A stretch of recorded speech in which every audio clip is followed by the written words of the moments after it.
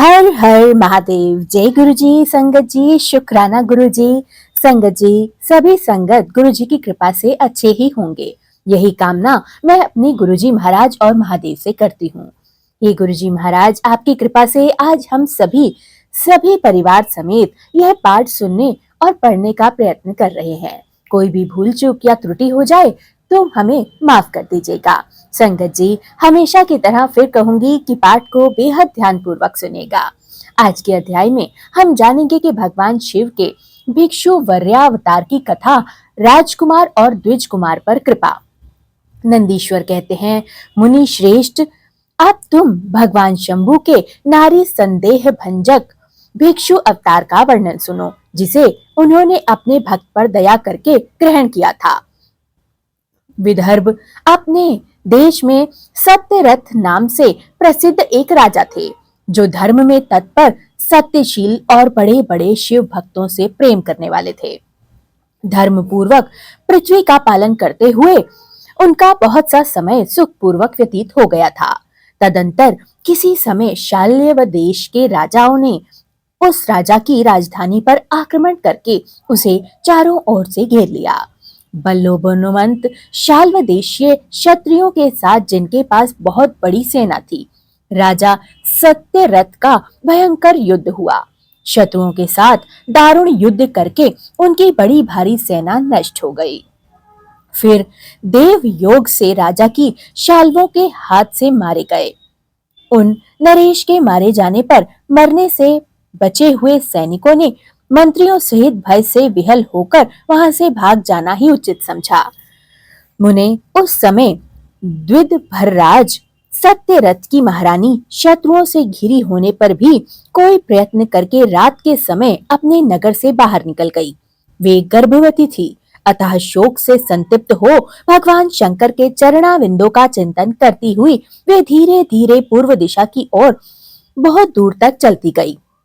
सवेरा होने पर रानी ने भगवान शंकर की दया से एक निर्मल सरोवर देखा।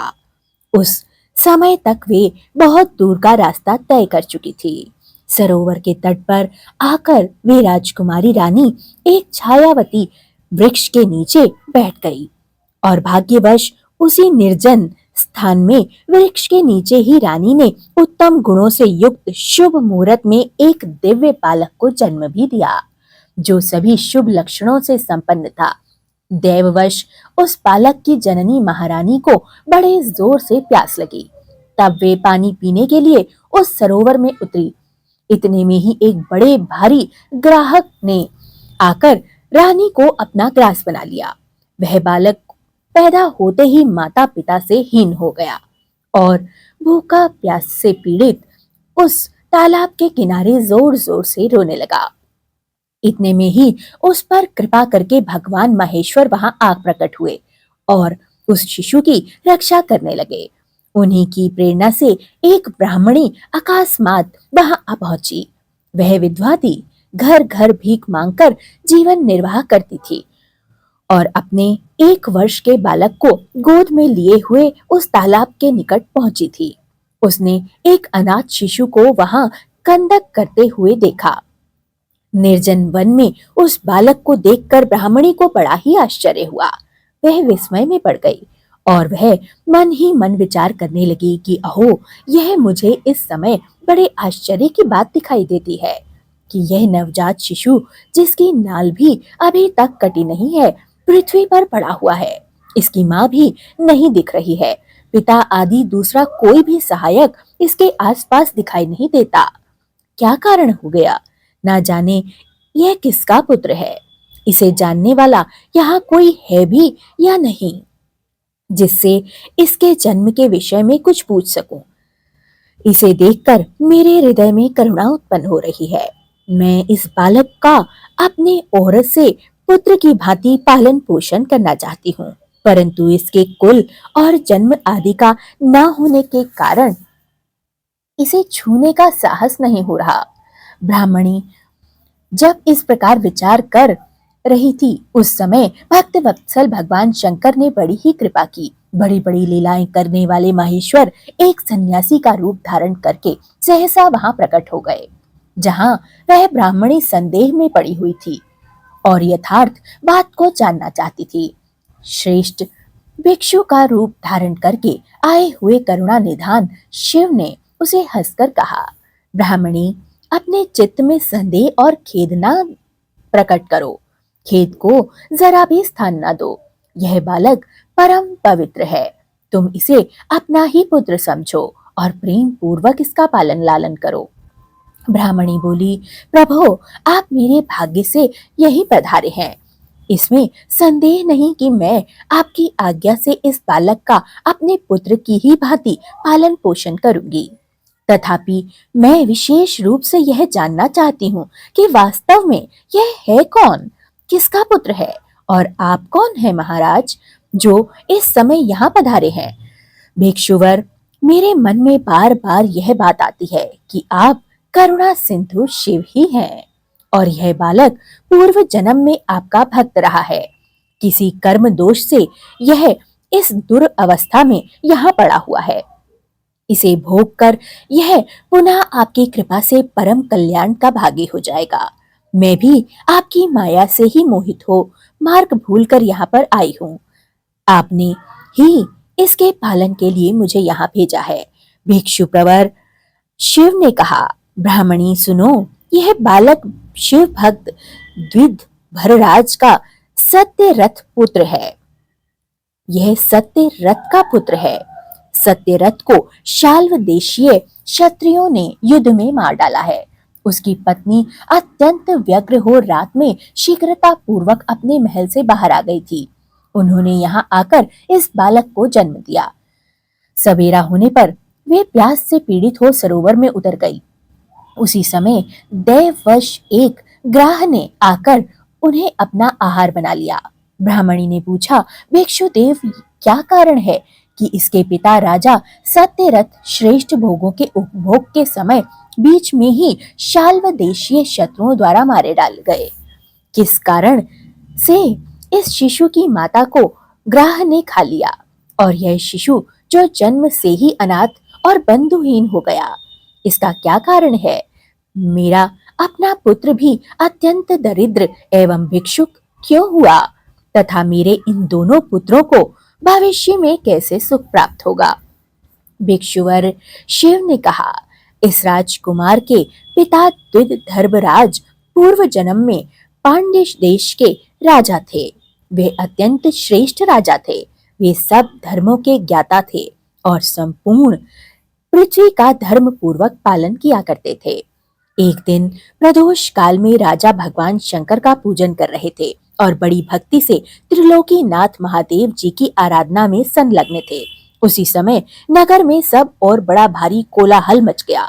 उस उत्कट शब्द को सुनकर राजा ने बीच में ही भगवान शंकर की पूजा को छोड़ दिया और नगर में शोभ फैलने की आशंका से राजभवन से बाहर निकल गए।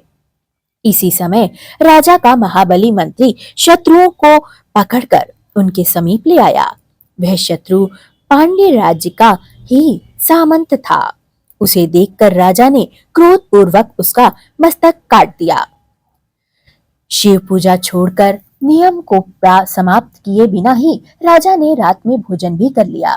इसी प्रकार राजकुमार भी प्रदोष काल में शिव जी की पूजा किए बिना ही भोजन करके सो गए। वहीं राजा दूसरे जन्म में विदर्भ राजा से हुए और शिव जी की पूजा में विघ्न होने के कारण शत्रुओं ने उनको सुख भोग के बीच में ही मार डाला। पूर्व जन्म में जो उनका पुत्र था वही इस जन्म में भी हुआ है। शिव जी की पूजा का उल्लंघन करने के कारण यह दरिद्रता को प्राप्त हुआ है। इसकी माता ने पूर्व जन्म में छल से अपनी सौत को मार डाला था। उस महान पाप के कारण ही वह इस जन्म में ग्रह के द्वारा मारी गई। ब्राह्मणी, यह तुम्हारा पुत्र पूर्व जन्म में उत्तम ब्राह्मण था।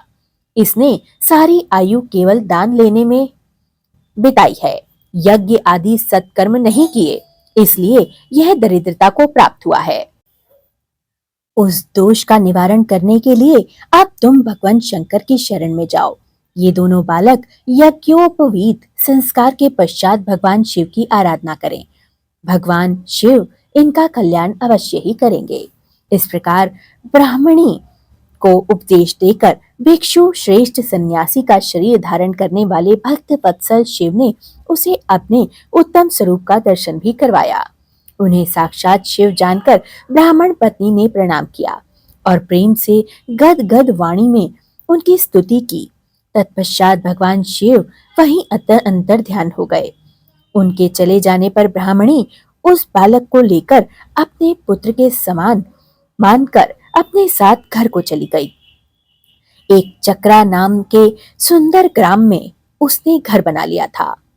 वह उत्तम अन्न से पोषण करने लगी।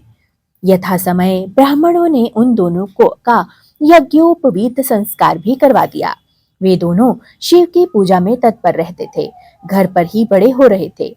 शाण्डिल्य मुनि ने उत्तम उपदेश नियम परायण हो वे दोनों शुभ व्रत रखकर प्रदोष काल में शंकर जी की पूजा करते थे। एक दिन द्विज कुमार राजकुमार को साथ लेकर लिए बिना ही नदी में स्नान करने के लिए गया। वहां उसे निधि से भरा हुआ एक सुंदर कलश प्राप्त हुआ। इस प्रकार भगवान शंकर की पूजा करते हुए उन दोनों कुमारों का उसी घर में 1 वर्ष व्यतीत हो गया। तदंतर एक दिन राजकुमार उस ब्राह्मण कुमार के साथ वन में चले गए। वहां अकस्मात एक गंधर्व कन्या आ गई। उसके पिता ने वह कन्या राजकुमार को दे दी। गंधर्व कन्या से विवाह करके राजकुमार निष्कंटक राज भोगने लगे। जिस ब्राह्मण पत्नी ने पहले अपने पुत्र की भांति उनका पालन पोषण किया था, वही उस समय राजमाता हुई और वह ब्राह्मण कुमार उसका भाई हुआ। राजा का नाम धर्मगुप्त था। इस प्रकार देवेश्वर शिव की आराधना करके राजा धर्मगुप्त अपनी उस रानी के साथ विदर्भ देश में राजोचित सुख का उपभोग करने लगा। यह मैंने तुमसे शिव के भिक्षुवर्य अवतार का वर्णन भी कर दिया है, जिन्होंने राजा धर्मगुप्त को बाल्यकाल में सुख प्रदान किया। यह पवित्र आख्यान पापहारी, परम पावन, चारों पुरुषार्थों का साधक तथा संपूर्ण अभीष्ट को देने वाला है। जो प्रतिदिन एकाग्रचित होकर इस पाठ को सुनता, पढ़ता या औरों को सुनाता है, वह इस लोक में संपूर्ण भोगों का उपभोग करके अंत में भगवान शिव के धाम को चला जाता है। हर हर महादेव। जय गुरु जी। शुक्राना गुरु जी।